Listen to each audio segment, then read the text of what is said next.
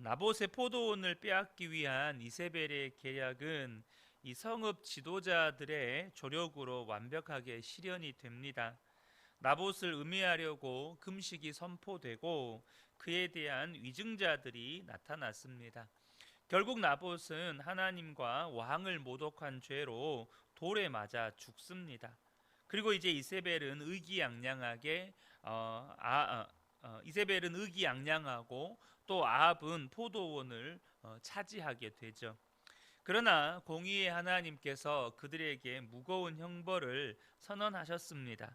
이때 아합이 겸손하게 회개하자 아합 왕조의 재앙을 그 아들대로 잠시 유예시켜 주십니다. 이것이 오늘 본문의 개략적인 내용입니다. 먼저 본문을 볼 때 우리가 좀 주목해 보아야 할 것이 이세벨과 아합의 악함도 우리가 주목해 보아야 하지만 이 이세벨의 악한 계력에 동조하는 또 다른 악한 자들입니다. 그들은 바로 성읍의 지도자들이고 또 불량한 자들이고 또 그 성읍의 백성들까지 그렇다는 것입니다. 이세벨의 음모가 거짓 증거와 살인을 금하는 하나님의 말씀을 명백하게 어기는 것임에도 불구하고 이 성의 장로들과 귀족들은 이세벨의 지시에 저항하지 않고 그대로 따릅니다. 11절을 보겠습니다. 그의 성읍 사람 곧 그 성읍에 사는 장로와 귀족들이 이세벨의 지시 곧 그가 자기들에게 보낸 편지에 쓴 대로 하였다라고 성경은 기록하고 있습니다.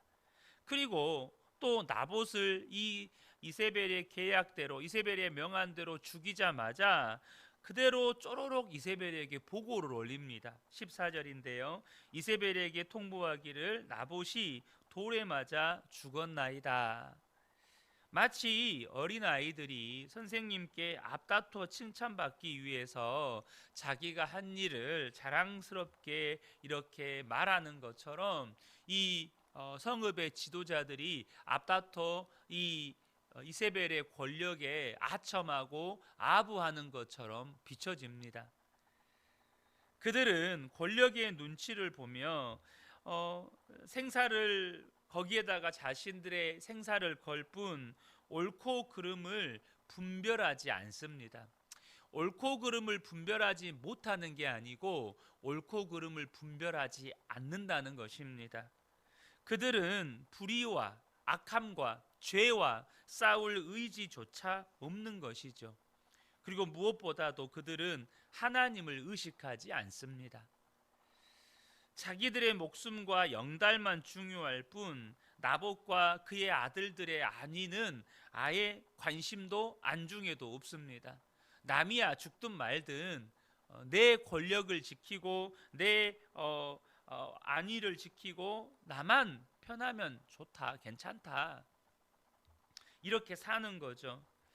여러분, 이들은 갈멜산에서 하나님이 바알을 이긴 사건, 엘리야를 통해서 바알 선지자 450명을 이렇게 섬멸한 사건을 몰랐을까요? 절대 그렇지 않습니다. 그들은 그 사건을 알았습니다. 그것은 너무나도 놀라운 사건이었고 그 사건은 이스라엘 전역으로 소문이 퍼지고 퍼졌을 사건입니다. 그러나 그럼에도 불구하고 그들은 불의한 권력과 결탁에서 자신들의 영달과 자신들의 기득권을 위해서만 살아가는 기생충 같은 존재들이었습니다. 너무 추하고 역겨운 인생 아닙니까? 남이야 죽든 말든 내 영달만 나만 영달하면 되고 또 나만 내 기득권만 지키면 된다. 왜 사람이 이렇게 인생이 추해지는 것입니까? 정도의 차이는 있을 수 있겠죠. 사람들마다 추해짐의 정도의 차이, 악함의 정도의 차이, 그것도 어제도 우리가 잠깐 나누었지만 우리가 가진 기준에서 볼 때 어떤 악함의 차이, 악함의 정도의 차이, 뭐 추해짐의 정도의 차이는 있을 수 있겠지만 왜 사람이 인생이 이렇게 추해지고 악해지는 것일까요? 첫 번째 이유는 그들이 말씀에 귀를 닫고 살기 때문입니다. 말씀에 마음을 닫고 살기 때문이에요. 앞서 말씀드린 것처럼 그들은 갈멜산에서 일어난 사건을 보았거나 적어도 소문으로 들은 사람들입니다. 그래서 그 말씀을 그들이 들었다면, 적어도 현장에서 보았다면, 아니 혹은 소문으로 그 말씀을 들었다면, 이제 그들은 하나님만이 진짜 유일하신 참 하나님이신 것을 알고 그것을 인정하고 마음을 돌이키고 삶을 돌이켜야 했습니다. 실제로 그것에 모였던 백성들은 그 사건을 목격하고 난 다음에 마음을 돌이켜서 하나님 앞에 엎드려 고백합니다. 열왕기상 18장 39절을 보면 모든 백성이 보고 엎드려 말하되 여호와 그는 하나님이시로다, 여호와 그는 하나님이시로다 하니. 그러니까 아마 이들은 이 현장에는 없었던 사람들인 것 같아요. 적어도 그 사건을 보았거나 혹은 소문으로 들었다면 마음을 돌이키고 하나님을 하나님으로 인정했어야 했습니다. 그러나 그들은 그 소식을 듣고도 마음을 돌이키지 않았어요. 그 말은 하나님의 말씀에 귀를 닫고 있다는 뜻입니다. 하나님의 말씀에 마음을 닫고 있다는 뜻이에요. 이와 비슷한 입장의 인물이 성경에 있습니다. 그 인물은 여리고성의 기생 라합입니다. 이 라합은요, 이스라엘 백성들과 하나님에 관한 소식을 들었습니다. 직접 본 게 아니에요. 멀리서부터 누군가로부터 전해진 소식을 들었습니다. 그런데 그 소식을 들었을 때 이 기생 라합은 하나님을 하나님으로 인정했습니다. 하나님을 믿었습니다. 그래서 2명의 정탐꾼이 여리고성에 들어왔을 때 그는 믿음으로 반응합니다. 바로 자신의 목숨을 걸고 그 2사람의 정탐꾼을 숨겨주죠. 왜 그럴 수 있었습니까?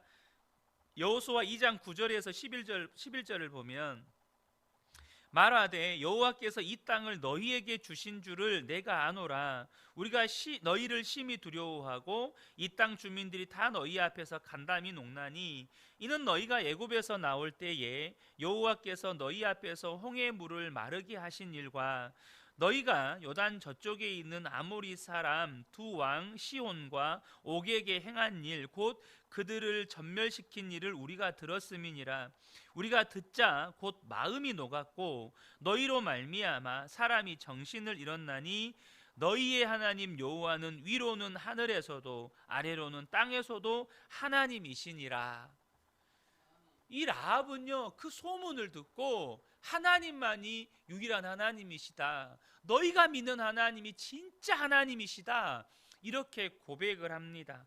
그래서 그는 2명의 정탐꾼을 살려주었어요. 숨겨주었어요. 그것은 믿음으로 행한 일입니다. 그 믿음의 결과 자신과 자신의 가족 모두를 구원했을 뿐만 아니라 이 라합은 믿음의 계보, 그러니까 예수님의 족보에 들어갑니다. 또 그들이 이렇게 인생이 추해지고 악해지는 이유는 뭐냐면 그들의 마음이 자신의 영달과 기득권을 지키는 것으로 가득했기 때문이에요. 사실 이것 때문에 말씀이 들어갈 자리가 없는 것이기도 합니다. 온통 그들의 마음 안에 있는 그들의 관심, 그들의 가치관, 그들의 삶의 목표, 그들의 삶의 방식, 이것은 자기의 영달과 자신의 기득권을 지키는 것, 이것으로 가득했다는 거예요. 다르게 표현하면 그들은 하나님을 의식하지 않았어요. 오직 권력의 눈치를 보며 이 권력만 의식하고 살았어요. 여러분, 내 마음을 무엇으로 채우느냐, 내 마음에 무엇으로 내 마음을 채우고 사느냐는 내 생각과 내 말을 결정하고 내 행동과 내 삶의 방향성을 결정해 버립니다. 내가 무엇을 위해 살아갈 것인가, 이걸 결정해 버린다는 거예요. 내 마음을 지금 무엇으로 채우고 있느냐. 그들은 그들의 마음을 자신의 영달과 기득권을 지키는 것으로 가득 채웠고, 그래서 늘 자신의 영달과 기득권을 지키기 위해서 늘 권력의 눈치를 보고 삽니다. 그래서 그들은 불의한 일을 행함에도 양심의 가책도 느끼지 않는 거예요. 어쩌면 그들의 사고와 가치관, 그들의 삶의 방식을 보면 남의 죽든 말든 그건 중요하지 않는 거예요. 자신들의 가치관에 합당하면, 그러니까 내 기득권을 지키고 또 내가 나의 영달을 위해서라면 한두 사람 죽는 것쯤이야 그거는 아무 일도 아닌 거예요. 실제로 로마서 1장 32절에 하나님께서 이렇게 말씀하십니다. 그들이 이같이 일을 행하는 자는 사형에 행한다고 하나님께서 정하심을 알고도 자기들만 행할 뿐 아니라, 그러니까 하나님이 사형에 해당한다고 말씀하시는 이 죄의 목록들이 이 로마서 1장 32절 앞에 기록이 쭉 되어 있습니다. 그런데 그들은 이것이 사형에 해당한다고 하나님께서 정하심을 알고도 자기들이 그러한 죄를 행할 뿐만 아니라 또한 그런 일을 행하는 자들을 옳다 하느니라. 어쩌면 이들은 나봇을 죽이라고 그들에게 편지를 써서 이렇게 명령을 내린 이세벨의 계략이 이거 율법을 어기는 일인데, 이거 하나님의 말씀을 어기는 일인데 알았을까요? 몰랐을까요? 적어도 이스라엘의 지도자들이고 귀족들이면 다 압니다. 어려서부터 율법 교육을 받으니까 다 알아요. 그것을 알고도 그들은 그 일을 행하면서 서로가 서로에게 이야기해 주는 거예요. 잘했다고. 정말 잘했다고. 잘한 일이라고. 여러분, 이렇게 하나님의 말씀에 귀를 닫고 또 내 마음을 나의 영달 혹은 나의 기득권을 지키는 일, 내가 세상에서 잘 먹고 잘 사는 일로 내 마음을 가득 채우면 사람의 인생은 이렇게 추해지고 사람의 인생은 이렇게 악해진다는 거예요. 무서운 일 아닙니까? 본문은 또한 하나님을 두려워할 줄 모르는 시대의 악함을 총체적으로 보여주고 있습니다.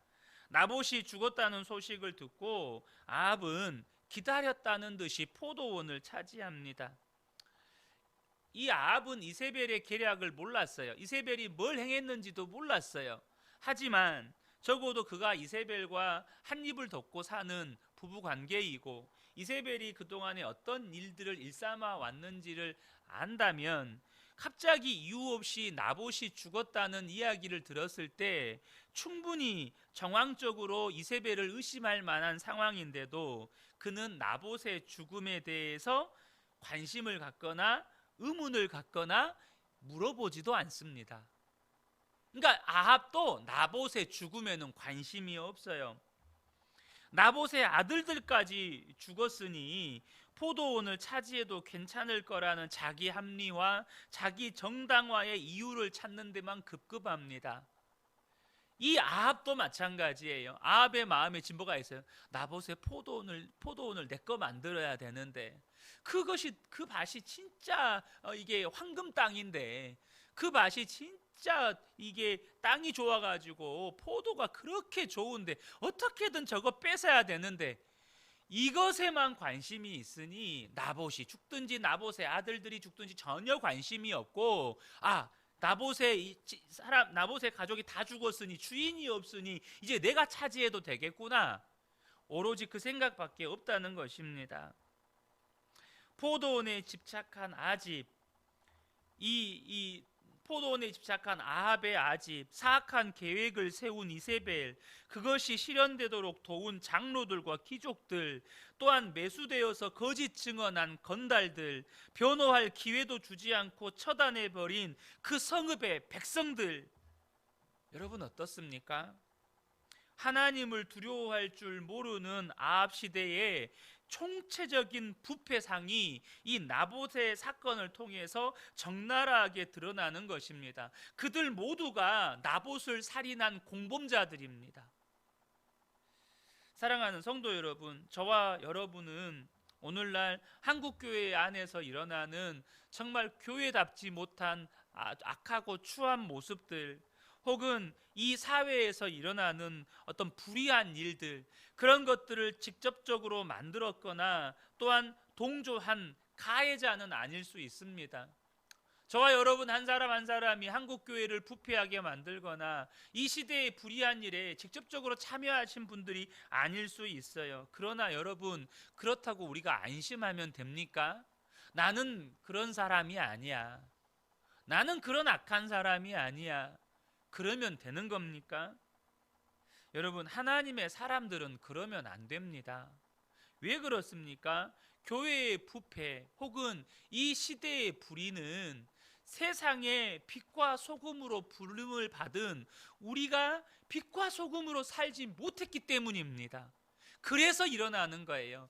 빛이 빛으로 드러나지 않기 때문에 어둠이 강력한 영향력을 행사하는 것이고, 소금이 소금의 맛을 잃어버렸기 때문에 세상은 부패해 가는 것입니다. 여러분, 우리의 책임입니다. 이 시대의 불의함이나 이 시대의 교회가 교회답지 못한 모습들은 우리의 책임이라는 거예요. 마태복음 5장 14절에서 16절을 보면, 너희는 세상의 빛이라. 산 위에 있는 동네가 숨겨지지 못할 것이요, 사람이 등불을 켜서 말 아래 두지 아니하고 등경 위에 두나니 이러므로 집안 모든 사람에게 비치느니라. 이같이 너희 빛이 사람 앞에 비치게 하여 그들로 너희 착한 행실을 보고 하늘에 계신 너희 아버지께 영광을 돌리게 하라. 사랑하는 성도 여러분, 우리는 빛으로 부름을 받았습니다. 소금으로 부르심을 받았습니다. 그러므로 저와 여러분이 적극적으로 세상의 어둠을 밝히는 세상의 빛이 되셔야 하고 소금이 되셔야 합니다. 우리 주변에서 일어나는 불의함에 대해서 여러분, 저와 여러분이 목소리를 내실 수 있으셔야 합니다. 사회적으로 일어나는 불의함에 대해서 우리가 적극적으로 소리를 내실 수 있으셔야 합니다. 그래서 여러분, 성도는요, 기본 중에 기본이요, 당연히 기도하는 것이고 당연히 우리가 하는 것이지만, 성도는 반드시 여러분 선거하셔야 합니다. 반드시 선거하셔야 돼요. 누구를 뽑아라 이게 아닙니다. 그것이 마땅히 우리가 해야 할 일입니다.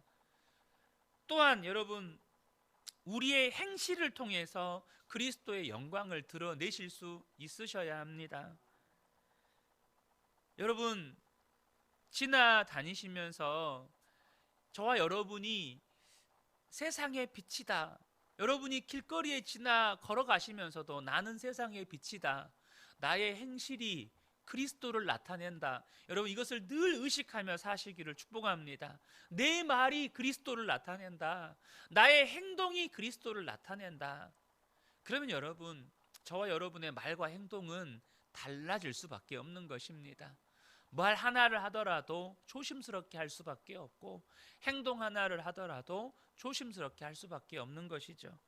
사랑하는 성도 여러분, 참 오늘 말씀을 보면서 좀 마음이 뭔지 모르게 좀 답답한 마음 혹은 좀 씁쓸한 마음이 들더라고요.